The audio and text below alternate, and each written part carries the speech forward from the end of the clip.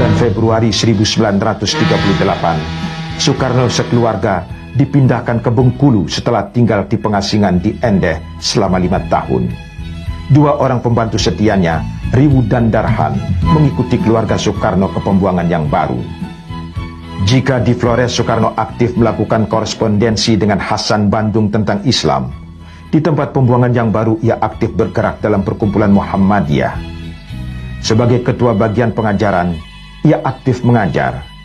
Salah seorang muridnya adalah Siti Fatimah, yang kemudian menjadi istrinya dan lebih dikenal dengan nama Fatmawati, nama pemberiannya.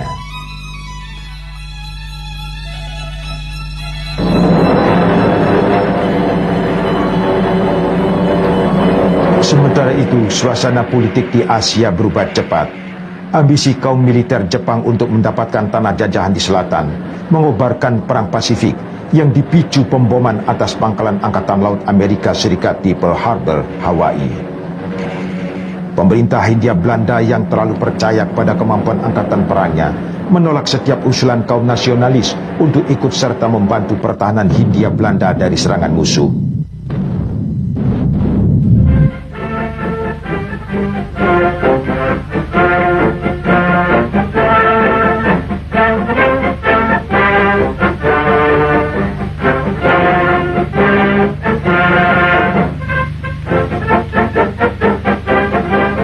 Bulan Februari 1942, Jepang menyerang Bengkulu setelah berhasil menduduki Palembang, pusat industri perminyakan di Sumatera.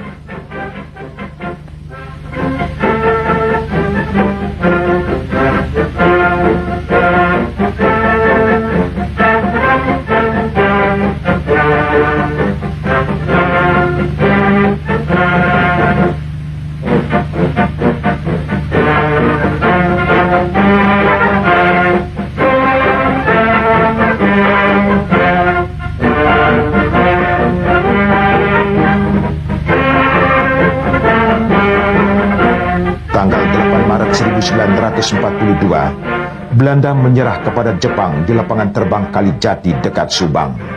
Soekarno dan keluarganya dipaksa berangkat ke Padang untuk diungsikan ke Australia bersama pembesar-pembesar Belanda. Perjalanan dari Bengkulu ke Palembang ditempuh dengan truk dan berjalan kaki selama 5 hari. Setelah tertahan di Padang selama 5 bulan, akhirnya Soekarno diizinkan kembali ke Jawa oleh pemerintah militer Jepang yang ingin memanfaatkan popularitasnya untuk mempengaruhi rakyat agar mau membantu Jepang memenangkan Perang Asia Timur Raya. Soekarno dan Hatta sepakat untuk bekerja sama dengan Jepang dalam upaya mencapai kemerdekaan Indonesia. Soekarno dan Hatta akan bekerja secara terbuka, sedangkan Syahrir dan kawan-kawan bergerak di bawah tanah untuk menggerakkan rakyat dan membentuk kader-kader yang akan menjadi tenaga inti dalam perjuangan merebut kemerdekaan. Karena kerjasama secara terbuka dengan pemerintah militer Jepang, Soekarno kemudian dicap oleh Belanda dan sekutu sebagai antek Jepang yang akan dihadapkan pada pengadilan militer sebagai penjahat perang.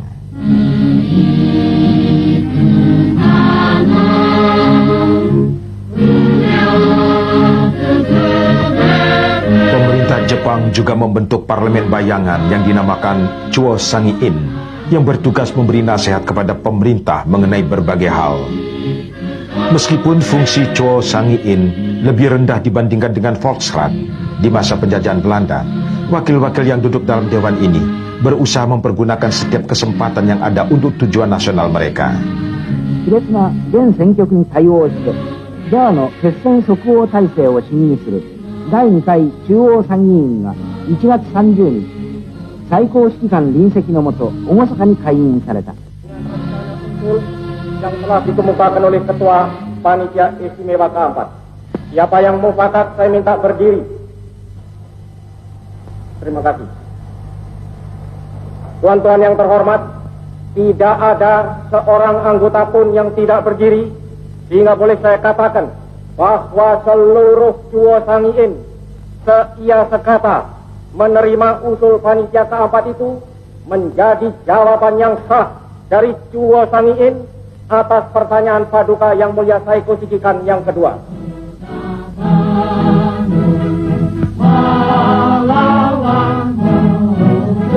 Untuk menyiapkan kekuatan yang terlatih, Soekarno mengusulkan agar dibentuk Tentara Sukarela Pembela Tanah Air atau PETA.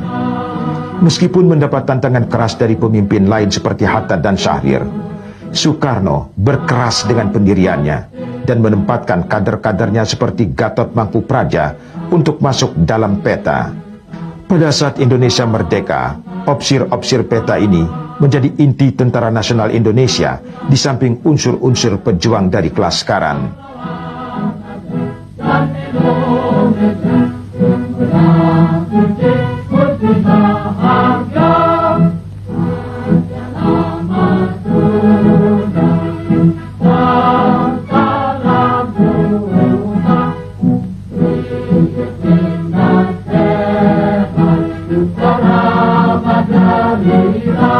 Pada hari mulia Tengchosetsu yang baru lalu, maka rakyat Indonesia yang berdiam di daerah pemerintahan Kaigun mendapat kebahagiaan yang amat besar.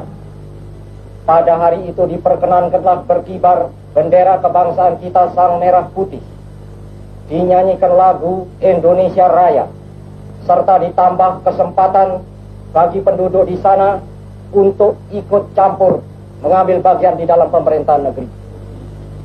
Dengan bantuan Menserefu serta Jawa Gunsekanbu, maka saya dari tanggal 26 April sampai tanggal 2 Mei yang baru lalu berada di Sulawesi untuk memberi bantuan kepada usaha peperangan dan persiapan Indonesia merdeka. Rakyat Indonesia di daerah Kaigun telah insaf seinsaf-insafnya bahwa dua usaha ini tidak dapat dipisahkan satu dari yang lain. Perang yaitu merdeka, merdeka yaitu perang. Juga di sana saya gemblengkan di dalam hati sanubari rakyat bahwa kewajiban kita bukan hanya mencapai Indonesia merdeka selekas mungkin, tetapi memiliki Indonesia merdeka itu buat selama-lamanya. Syarat mutlak untuk memiliki Indonesia merdeka buat selama-lamanya ialah lenyapnya, hancur leburnya imperialisme Inggris, Amerika, Belanda dari benua Asia.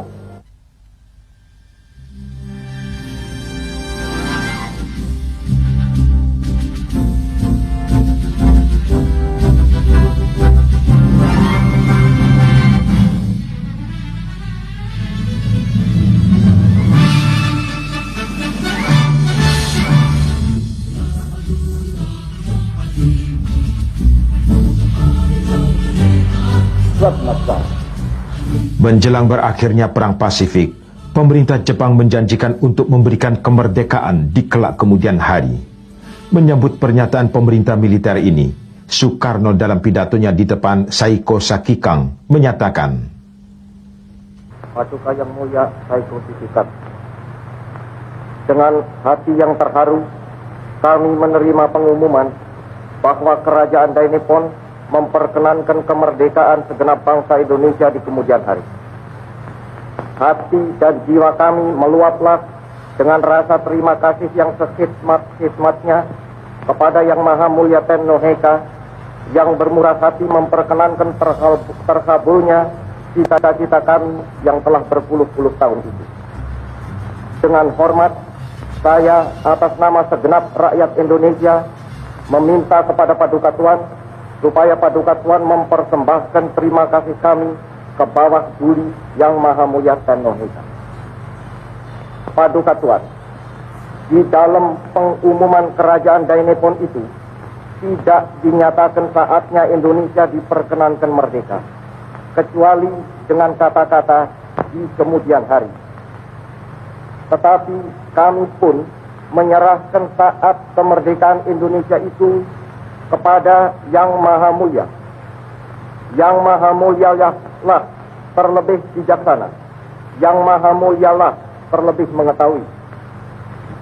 Kami hanya insaf bahwa lekas atau lambatnya saat itu datang adalah tergantung daripada besar atau kecilnya usaha kami untuk mendapat kecakapan-kecakapan yang perlu buat kemerdekaan, dan daripada besar atau kecilnya usaha kami untuk membantu lekas tercapainya kemenangan akhir peperangan Aceh Timur Raya. Tenno Heka. Bantai! Bantai! Bantai! Tanggal 1 Juni 1945, Soekarno mengucapkan pidato di hadapan sidang PPUPKI yang menawarkan 5 prinsip dasar bagi negara Indonesia merdeka yang kemudian kita kenal sebagai Pancasila. Usul Soekarno ini secara aklamasi diterima oleh sidang sehingga tanggal 1 Juni diperingati sebagai hari lahirnya Pancasila.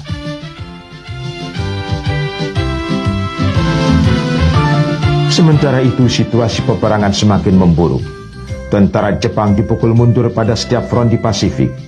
Puncaknya ialah pemboman kota Hiroshima dan Nagasaki yang memaksa Kaisar Jepang atau Tenno Heika yang dianggap keturunan dewa itu memaklumkan berakhirnya Perang Asia Timur Raya.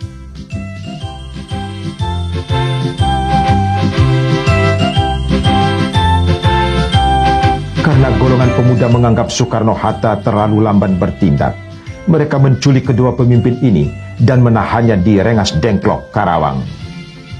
Soekarno dan Hatta masih menunggu persetujuan Jepang untuk kemerdekaan, walaupun Jepang sudah tidak berwenang lagi.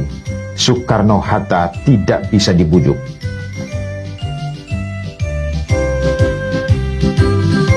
Setelah melalui perundingan berkepanjangan tanpa persetujuan resmi dari Jepang, tanggal 16 Agustus lewat tengah malam, di rumah Laksamana Maeda disusun konsep proklamasi kemerdekaan Indonesia. Tanggal 17 Agustus 1945, Soekarno membacakan proklamasi di depan rumahnya di Pegangsaan Timur nomor 56, Jakarta. Proklamasi. Kami, bangsa Indonesia, dengan ini menyatakan kemerdekaan Indonesia.